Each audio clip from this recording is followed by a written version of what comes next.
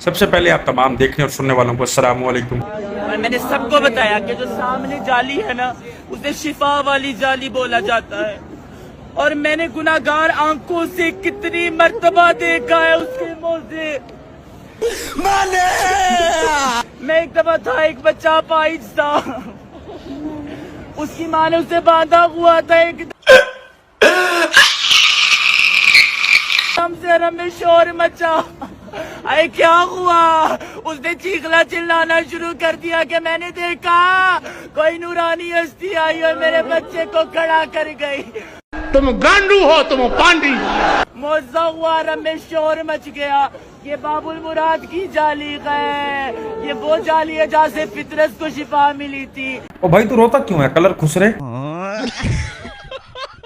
جتنا رو رو کے، جتنا گریہ کر کے تم اس وہ بزرگ بابے کے بارے میں بتا رہے ہو جو منمٹی تلے دفن ہے، وہ اللہ سے پناہ مانگ رہا ہوگا تمہاری اس گریہ کی وجہ سے کہ اللہ مجھے معاف کرنا، یہ بغیرت لوگ مجھے تمہارے برابر کھڑا کر رہے ہیں، جبکہ میری کوئی اوقات، میری کوئی حیثیت نہیں، ایک پیغمبر کی کوئی حیثیت نہیں کہ وہ اللہ کے رتبے پہ فائز ہو جائے کہ وہ جب چاہے کسی کو شفا دے، وہ جب چاہے کسی کو بیمار کر دے۔ اس قدرت صرف اللہ پاک کے پاس ہے، کوئی میرے اللہ کے برابر فائز ہو ہی نہیں سکتا۔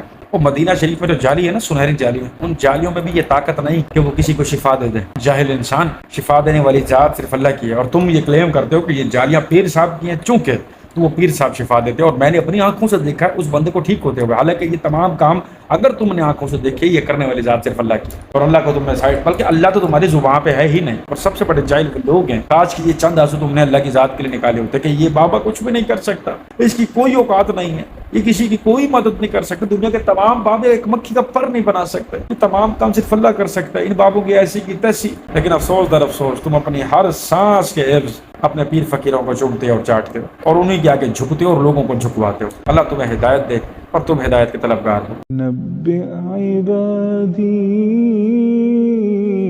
انی انا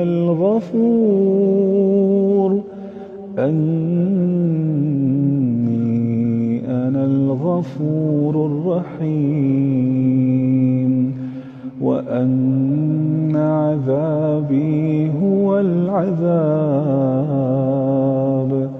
وان عذابی هو العذاب۔ اللہ کی لعنت تم پہ بے غیرت ہو۔ وہ بنانے والی ذات وہ ہے جو ٹائم سے پاک ہے، جو جسم سے پاک ہے، جو ہر چیز سے پاک ہے۔ یہ گھٹیا لوگوں کے آگے جھک کے، ان کے تلوے چاٹ کے، ان کے پیروں کو پانی پی رہے، تم اتنے کیسے گر سکتے ہو بینگ اے مسلم؟ تمہیں اب بھی سمجھ نہیں آتی کہ یہ چند جاہل لوگ، چند ایجنسیز کے لوگ صرف نوٹ چھاپنے کے لیے دین اسلام کو اور آپ علیہ السلام کے دین کو بدنام کرنے کے لیے، یہ وہی مشرکین مکہ کے لوگ جو پوری دنیا میں پھیل گئے، جو آپ علیہ السلام پر کبھی بھی ایمان نہیں لائے، یہ بدبخت ہمارے دین کو، ہمارے نبی پاک کی محنت کو خراب کرتے پھر رہے ہیں، ختم کرتے پھر رہے ہیں۔ اس سے بڑا شرک، اس سے بڑا گناہ اور کیا ہو سکتا ہے؟ اور وہ بے غیرت جو سامنے بیٹھا ہوئے، اسے وہاں پیر رکھے ہوئے ہیں، یہ کس کی، مطلب وہ کس کی نمائندگی کر رہا ہے؟ اللہ کی نمائندگی کر رہا ہے یا آپ علیہ السلام کی نمائندگی کر رہا ہے؟ جب سے تم نے اللہ کو سجدہ کرنا چھوڑا، اللہ سے مانگنا چھوڑا، تمہارے اندر جب سے صبر ختم ہوا، تب سے ایسے بے غیرت لوگ جن کو گھر میں کوئی اوقات نہیں ہے، جن کی گھر میں ٹکے برابر کوئی اوقات نہیں ہے، آج وہ مزاجی خدا نہیں،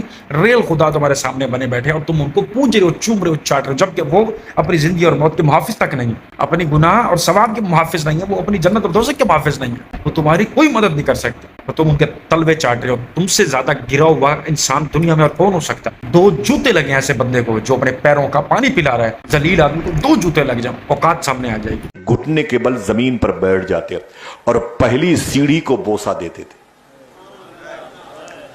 پہلی سیڑھی کو چومتے تھے خواجہ گلاب شاہ، اور اپنی پیشانی پہلی سیڑھی سے ملتے تھے، خوب رگڑتے تھے، اور کھڑے ہو کے کہتے حضور کتا آ گیا ہے، کتا آ گیا۔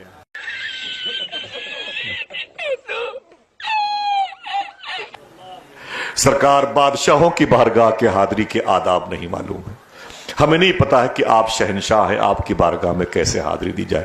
سرکار کتا آ گیا ہے۔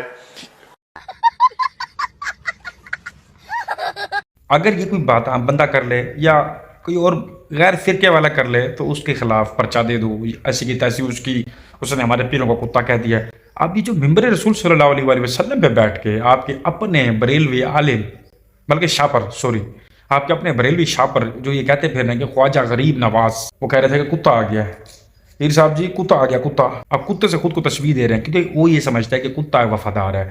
مالک نے ایک بار روٹی ڈال دی کتے کی، اب وہ ٹانگ پہ ٹانگ رکھ کے اس کی ٹانگ باہر نکال دے، اس کے گلا گھونٹ کے اس کو مار دے، اس کے دانتوں کا ہار بنا لے، کتا وہاں سے نہیں جائے گا کیونکہ وہ کتا وفادار ہے. اور پھر ان کی زیادہ تر جو کہانیاں سنتا ہوں اس میں مثال دیتے ہیں کہ شیر کی طرح وہ آئے اور پھاڑ کے پھینک دیا. پیر عبد القادر جیلانی شیر بن گئے، فلاں شیر بن گئے، فلاں شیر بن گئے. اور بولا ماں وہ شیر یاد ہے جو آج سے 85 سال پہلے آیا تھا اور آپ کی مدد کی تھی؟ ماں نے کہا ہاں. وہ کون تھا؟ وہ میں ہی تھا.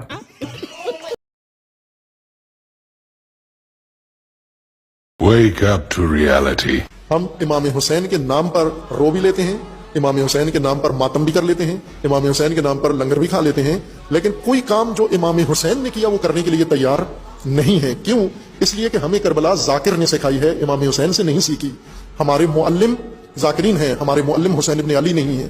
اور پھر ہم تعظیم محرم میں وہ کام کرتے ہیں جو امام حسین نے نہیں کیے. امام حسین علیہ السلام کے اوپر امام حسین علیہ السلام کے ساتھ دشمنوں نے جو کام کیے وہ ہم نے سنت حسینی بنا لی ہے، اس کو کربلا کی اور محرم کی رسمیں بنا لیا ہے. کیوں کہ امام حسین علیہ السلام کے ساتھ یہ کچھ ہوا. آگ لگائی گئی خیموں کو، ہم آگ جلا کے اس میں کودتے ہیں. امام حسین پہ خنجر چلے، امام حسین پہ تلواریں چلی، امام حسین پہ نیزے چلے. یہ تو نیزے اور تلواریں یہ امام حسین کی سنت نہیں ہے. جو امام حسین نے کیا وہ کر کے دکھاؤ، حسینی بنو. تو بھائی جان یہ وہ وجہ ہے جس وجہ سے اہل تشیع کے جتنے بھی ذاکر ہیں نا، جاہل ذاکر، اور اکثریت ان کے جاہلوں کی ہی ہے، جو امام حسین علیہ السلام کے حوالے سے، کربلا کے حوالے سے لوگوں کو تعلیم فرماتے پھر رہے ہیں نا جگہ جگہ پہ بیٹھ بیٹھ کے. ان کے بارے میں ان کے اپنے مفتی جو کہ سب سے معتبر شخصیت ہے اہل تشیعوں کی، جتنی بھی شخصیات ہیں سب سے معتبر، جواد نقوی صاحب، ان کے بارے میں اب یہ ذاکر کہتے پھر رہے ہیں کہ ان کو سننا گناہ ہے، یہ مرتد ہو چکے ہیں، یہ کافر ہو چکے ہیں، سبحان اعوذ باللہ، یہ اب فرقہ واریت میں پڑ چکے ہیں، اہل تشیعوں کو چھوڑ چکے ہیں، یہ اہل تشیعوں کے خلاف ہے. کیوں؟ غور سے سنیے گا. ہم پیر فقیری کے بارے میں بات کرتے ہیں مثال کے طور پہ، یا کوئی بھی ایک بندہ پیر فقیری کے بارے میں بات کرتا ہے تو اس کے بارے میں کیوں وارنٹ نکلتے ہیں؟ کیوں کہا جاتا ہے ایک ہو کے سب جھوٹ ہو کے کہتے ہیں کہ یار اس بندے کو نہیں سننا، یہ اہل سنت بریلویوں کا جو ہے دشمن ہے، ان کے خلاف ہے، اس کو نہیں سننا. کیوں؟ کیونکہ ان مولویوں کی روزی روٹی بند ہو رہی ہوتی ہے کہ جنہوں نے ساری زندگی کہانیاں سنائی ہوتی ہیں. اب ایک بندہ آ کے توحید بتا رہا ہے، وہ کہہ رہا ہے کہ 2 + 2 150 نہیں ہوتے، یہ جاہلوں نے تمہیں ایسے ہی بس تمہارا ٹائم اور مال برباد کیا ہے، تمہارے والدین کا بھی، تمہارا بھی، تمہارے بچوں کا بھی کر رہے ہیں. اب ان کو پتہ چل رہا ہے کہ یار ہماری روزی روٹی بند ہو جائے گی، تو وہ آٹومیٹکلی کیا کریں گے؟ اس بندے کو تو مار دیں گے یا اس کے خلاف اور لوگ کھڑے کر دیں گے. اسی طرح سے اہل تشیعوں کے ہاں اب تمام ذاکرین نے مل کے ایک عہد کر لیا کہ جواد نقوی کو اپنے ہی اہل تشیعوں جتنے بھی ان کے فرقے بنے ہوئے ہیں یا جتنے بھی ان کے لوگ ہیں ان میں یہ کہتے پھر رہے ہیں کہ اس بندے کو نہیں سننا، یہ مرتد ہو چکا ہے، یہ شیعہ نہیں رہا اور یہ شیعوں کے خلاف ہے، اہل تشیع فرقے کے خلاف ہے، امام حسین علیہ السلام کے خلاف ہے. جبکہ وہ کہہ رہے ہیں کہ اگر صحیح دین سیکھنا تو امام حسین سے سیکھو اگر ان سے اتنی محبت کرتے ہو.